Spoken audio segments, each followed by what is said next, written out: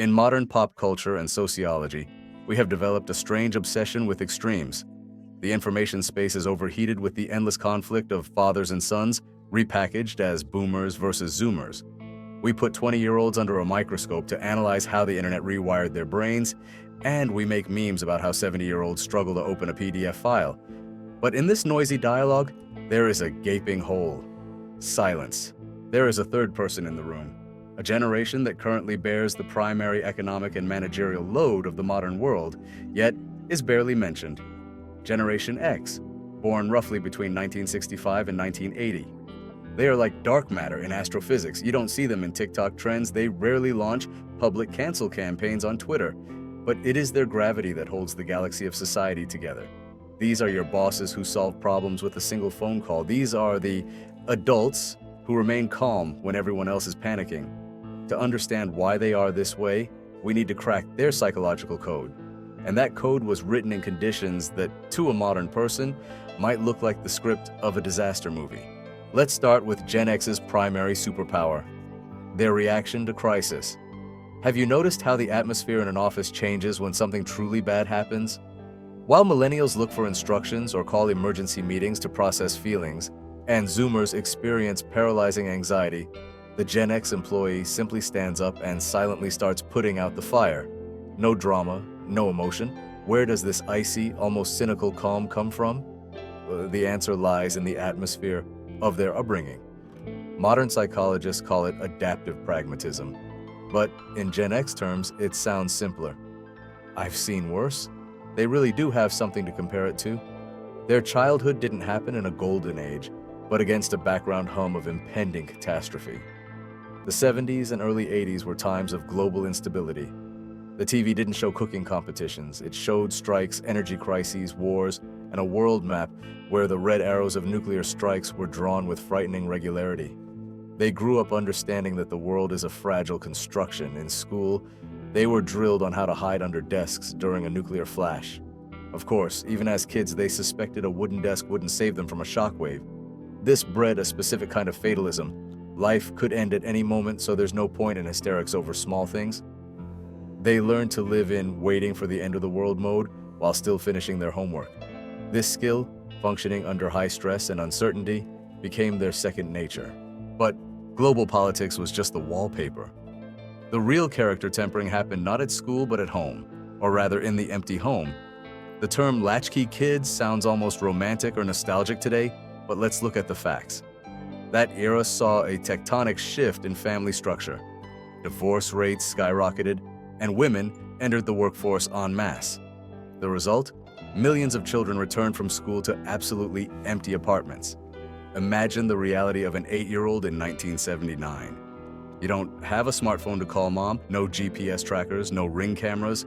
You walk up to the door, pull the key on a shoelace from under your shirt, unlock the door, and enter the silence. For the next 4 hours, you are absolutely alone. It was perhaps the largest social experiment in autonomy ever conducted. If you got hurt, you found the iodine yourself. If you were hungry, you turned on the gas stove with no child safety locks and heated soup. If you were scared by strange noises in the attic, you grabbed a baseball bat or a kitchen knife and went to check. Such a childhood rewired their brains. It formed a deep-seated conviction. The cavalry is not coming. You are your own only hope. Modern research suggests this experience created what is known as counterdependence in Gen Xers. It is physically painful for them to ask for help. For them, delegating tasks or admitting fatigue equates to defeat.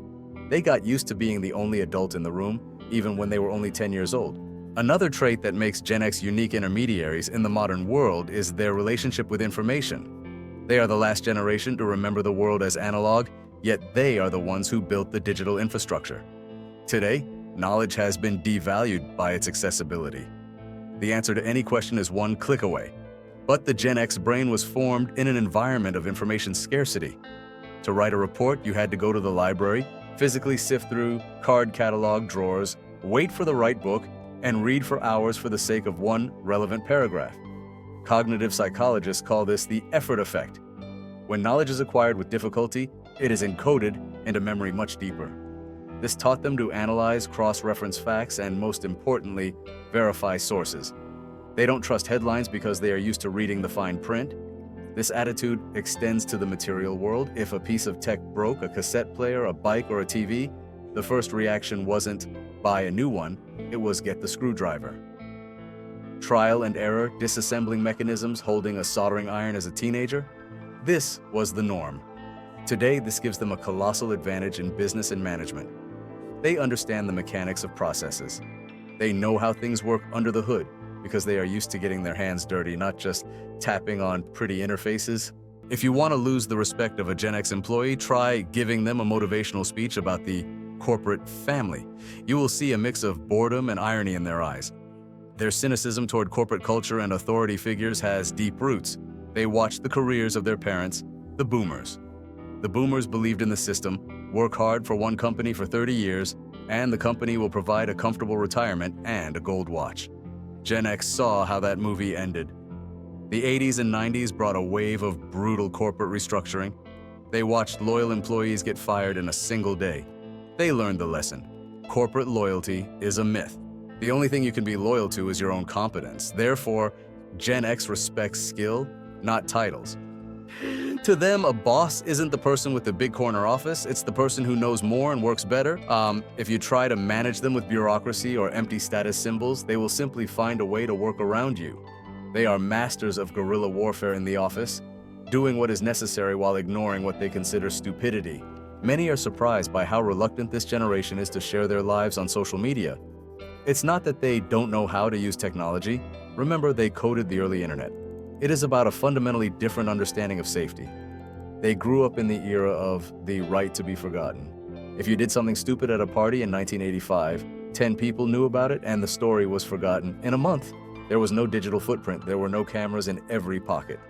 To an Xer, the idea of broadcasting your private life to the world seems not just strange, but strategically dangerous. Their default settings read, "Information is a weapon.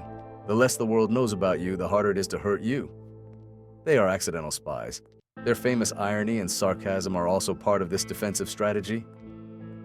In a world where adults often ignored their feelings, don't whine, go find something to do, humor became a way to process pain. Sarcasm allows them to keep a distance. It is armor.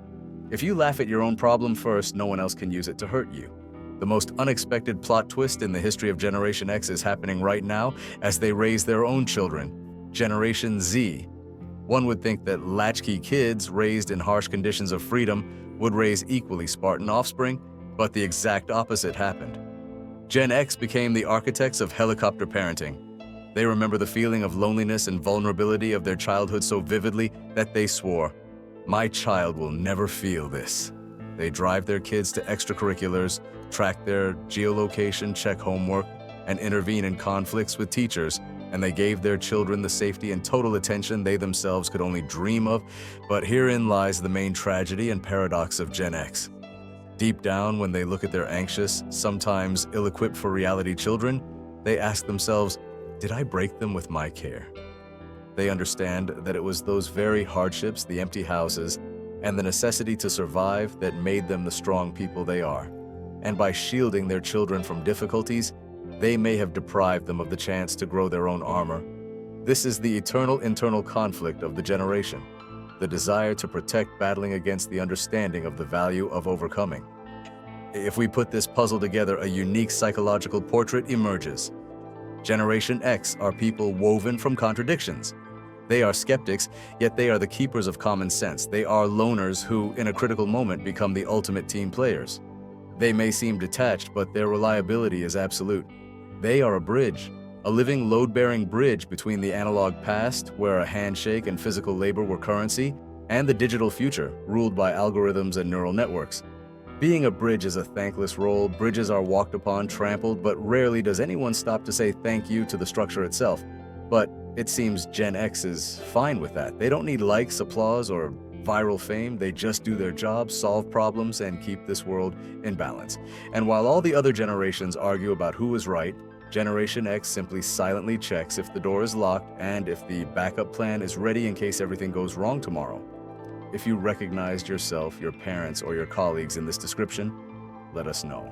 And remember, sometimes those who are silent the loudest have the most important things to say. Subscribe to the channel so you don't miss the breakdown of the next generation.